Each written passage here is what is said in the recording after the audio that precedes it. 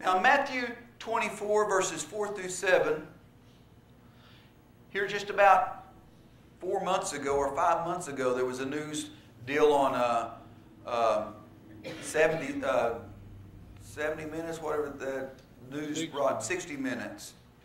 There was a guy on there that claimed that he was Jesus Christ. And our modern day preachers, they take and look at that and say, well, the Bible said that many will come in my name and saying I'm Christ. There's wars all over the world, and they point to the wars and say, well, the Bible said that there'd be wars in the last days.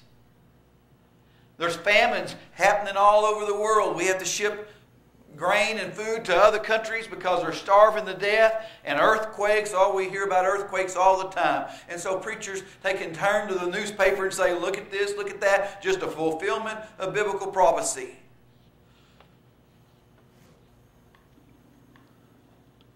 But today, if we could tonight, I'd like to go over these different ones individually.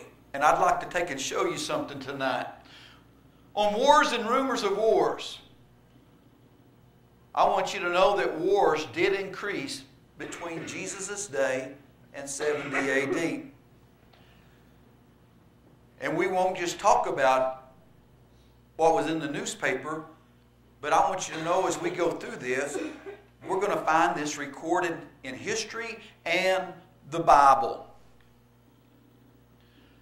There were revolts that arose and battles waged throughout the Roman Empire.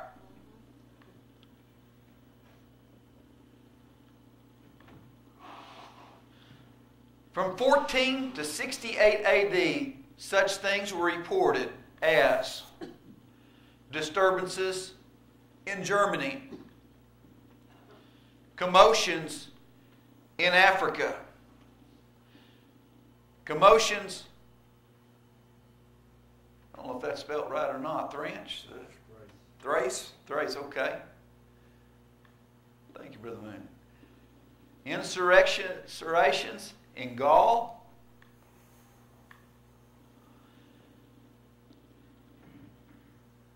among the Parthians, the war in Britain, the war in Armenia. Josephus is a Jewish historian which lived before the fall of Jerusalem in 70 AD.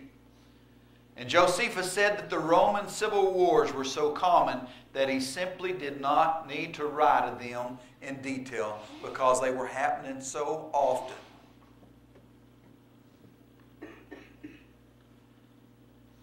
I have omitted to make an exact count of them because they are well known by all, and they are described by a great number of Greek and Roman authors. Yet for the sake of the connection of matters, and that my history may not be incoherent, I have just touched upon everything briefly. The Jews were often the target of these wars at Seleucia, and more than 50,000 Jews were killed. There were wars that were taking place before 70 AD. And this is what Jesus told those that were listening there that they needed to beware of. Remember, if you were told that there was going to be wars and rumors of wars, would you expect it to be thousands of years later? But if I told you that it was fixing to happen, soon to happen, at hand, or would you expect it to happen within your lifetime? And as they seen these wars, they knew that the time was near. They were living in the last day because they seen wars on every hand. Now in Acts chapter 11, verses 27 and 28, we find that one of them stood up and said there would be a great famine throughout all the world. Remember, there were going to be wars and famines. You know what? We've had great famines today, but what they were concerned about was these signs before the coming of the Lord. And what was he coming for? He was coming to destroy the old covenant, that temple worship. No longer could you be saved by the blood of bulls and goats, but this system was still there. And Jesus said in Matthew 24 that not one stone would be left upon another. And the disciples asked him, when is this going to happen? When are you going to come? And when will be the end of the age, the old covenant age? And Jesus told them there'd be wars and there'd be famines. And here we find that there was a famine throughout all the world. Now that's a great famine. What a greater sign of the coming of the Lord than a worldwide famine because of no rain. And it says, which come to pass in the days of Claudius Caesar.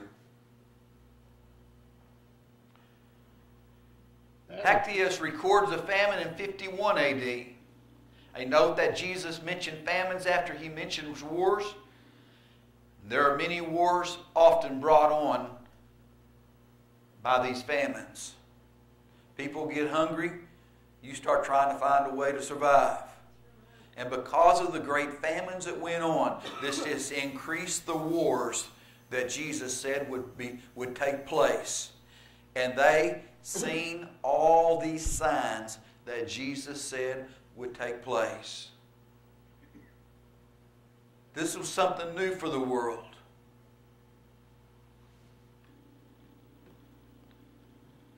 How about earthquakes? California is going to fall off into the ocean. Don't move to California.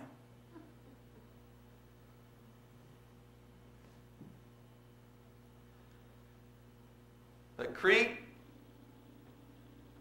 I can't say some of these. Goodness, a whole bunch of these. Rome, all experienced earthquakes before 70 AD. I don't know why they couldn't name these countries just simple names. America, USA.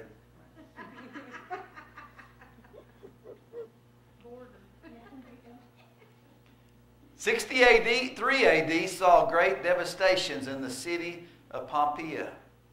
And Josephus said the numbers of earthquakes was staggering. The Jewish historian said that the number of earthquakes were staggering. There were so many of them.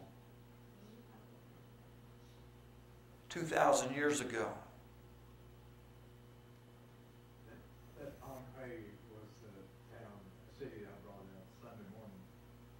When they went in to excavate it, they found drawings in there that even shook archaeologists because it was such a central city. And when that volcano erupted, it put Pompeii under about 15 feet of solid rock. Yeah. They extended their land out about a mile and a half out into the ocean. That's what made it hard for them to find where the city ever was.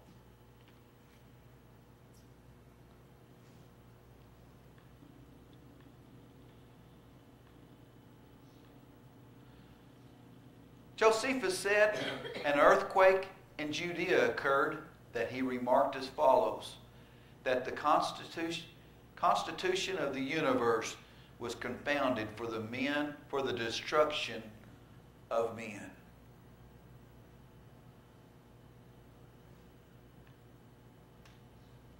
He said that it was no common earthquake. This was something extraordinary. A great earthquake. As though God intended it. Why? Because these were signs to them. They were told to watch for these signs.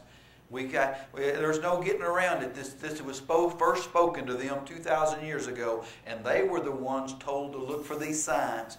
And we have Scripture and history that both record these signs that they were taking place in their lifetime.